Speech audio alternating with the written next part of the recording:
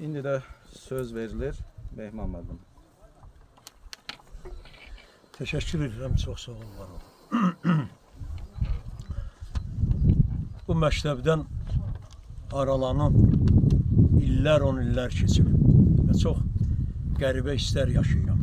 Mən indi çıxış eləyən həm müəllimlərə qulaq astım, həm şagirdlərimizə qulaq astım. Doğrusu biraz da kövrəldim.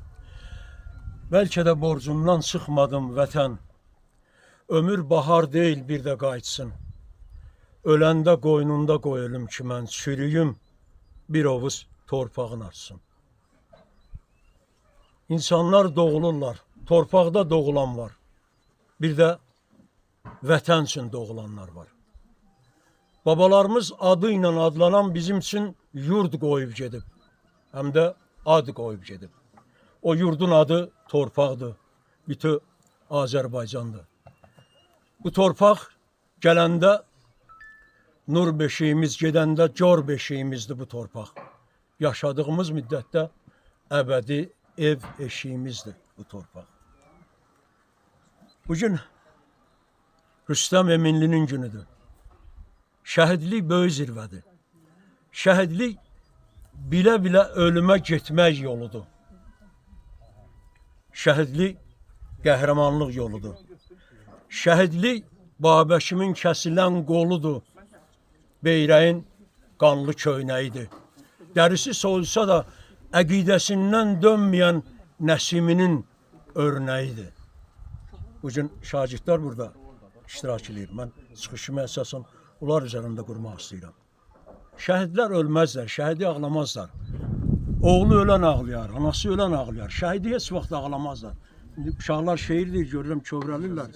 Kövrəlmək lazım deyil. Şəhidlik bizim qurur yerimizdir. Şəhidlik bizim and yerimizdir. Əziz uşaqlar, bax gördüyünüz bu məktəbi onlarla, yüzlərlə şagird qutarıb.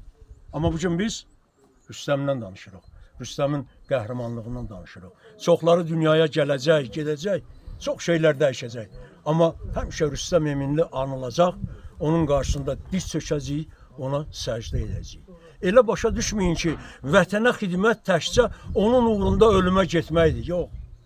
Bugün parta arxasında oturan sizlər yaxşı təhsil, mükəmməl təhsil alıb, gözəl bir peşəyə gələnib, o cürdə vətənə xidmət edə bilərsiniz.